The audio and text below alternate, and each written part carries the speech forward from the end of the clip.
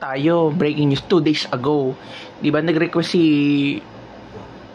Son of God, Daaw, na magpa-house arrest. Super special ka, B. Ang dami-dami niyong ginawa, tapos gusto niyo mag-request pa kayo ng mga special treatment. You're no special. Ito yung balita. The request of detained Philippine televangelist Apollo Kibuloy to be placed under house arrest rejected by the Pasig Regional Trial Court. Acting Presiding Judge Reynelda Estacio Montesa says Kibuloy's motion was denied for lack of merit. The judge said mere conjectures on the potential deterioration of Kibuloy's health are insufficient to justify his health. Yung makukonvict ka pa nga lang, ang dami mo nang ginawa para makatakas, diba? So pag hinaus arrest ka, baka magpahukay ka na ng tunnel dyan to the highest level, tapos yung dulo talaga sementadong ikaw lang yung nakakapasok talaga, kahit anong gawin na weapon or gamitan na weapon, hindi mabubuksan, no, diba? Ang dami ng mga pumapasok sa utak ng mga tao na na-witness how you escaped from justice, diba? Pasansan of ano ka pa? Gigigil ako sa'yo. Tapos nung malaman-laman ko, yung SMNI pala. Kaano mo pala yan? Affiliated pala yan sa'yo. O, diba? Kaya pala pag napupunta tayo sa SMNI, yung mga bali-balita dyan, iba yung dating ng news nila, no? Parang super pro, Duterte. Dito pa lang alam nyo na, may mga ginagawa silang mga kakaiba. I'm not telling na gawain ng SMNI yun. I'm just telling that there is a link between you and Kibuloy and Duterte. So, there should be something. At ang kapulisan natin, hindi talaga titigil yan, B. Ay, walang tigil-tigil pag ganun. Ay, walang hihinto pag ganyan. Diba? Tigil-tigilan nyo ako. Ano pa, girl? Arrest. Kibuloy is running for senator in the midterm polls. He is currently detained at the Pasig City Jail on human trafficking charges. Yes. Ex-Philippine President Duterte can still run for Davao City Mayor despite his arrest and detention at The Hague. Duterte is seeking to regain the post he once held before he became president in 2016. The elections chief, George Garcia, says the law allows a candidate facing charges to still run for public office if there is no final conviction yet by a court. Meron na nga, magkakaroon na nga, tayo. As of the moment, just give his right to continue with his candidacy. Ganun lang. Di, ito-todo nyo na yan. Napakalaking, napakalaking inconvenient and dun sa, may mayoran mo. Magwalang galang na po kasi nababad trip yung mga DDS.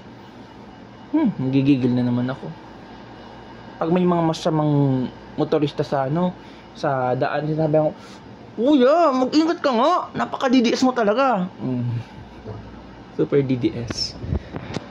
O, di ba? Yan yung mga word pag mga matitigas ang ulo, ang hirap makaintindi, hindi mahirap makaintindi, hindi nakakaintindi. DDS ka talaga. Mga DDS. Kaya pag, halimbawa ako, nag-teacher ako, tapos may mga halo-halong estudyante, syempre tatalikod ako. Ayoko naman ipahiya yung estudyante kasi hindi ako DDS. Diba? Talikod ako. Estudyante, napaka-DDS talaga. Hala! Basahin mo to! Charot lang. Hindi tayo ganun, di. O, hindi ko kaya maganon-ganon, di. Mga DDS lang nakagagawa nun eh, di ba? Only DDS. What makes Philippines unique from other country? We have DDS. Oh, di ba? Ganun lang. What makes Filipino people from other nationality? Oh, some of them are DDS. Ganun lang. And don't worry. Some of you too are DDS. Diba? May mga Karen tayong tinatawag sa ibang bansa to the highest level. Yung mabilis, mga irate people, diba? Yung konti-konti lang, huda! Diba? Mga mura agad, super mura. Oh. Diba? Diyos kong DDS ito, magti-trending pa yata.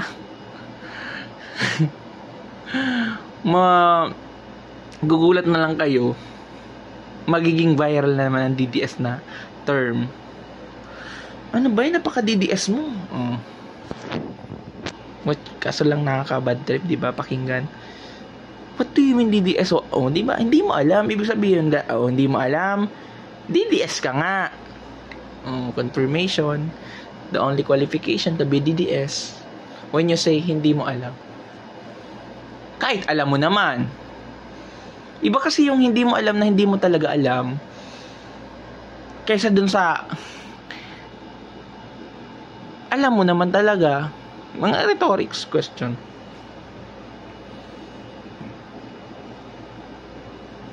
Di ba? Ano pa? Based dito kay President, go. Laban. It's your right, di ba? Until proven guilty and with conviction. Pero si Kibuloy, dali-dalian nyo na nga, girls.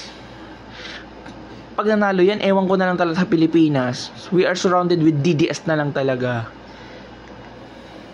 As far as the comic is concerned, siya pa rin hanggang sa kasalukuyan ng kandidato. Yes. Ang pangalan niya nasa balota at maiboboto ng mga kababayan natin. Tingnan natin kung meron may magpa-file ng something or whatever. Pero again, ang ating po kasing batas nagsasabi kinakailangan mayroong final judgment of conviction. Yes. At hindi natin pa masasabi sa kasalukuyan kung yung conviction na binabanggit conviction dito o dapat ay conviction kahit sa abroad.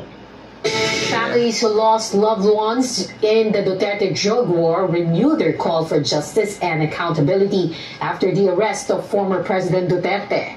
Paige Javier reports. Nawalan ako ng ganang maghanap buhay. Naapektuhan talaga kahit na yung naiwan niyang mga kapatid. Ang hirap.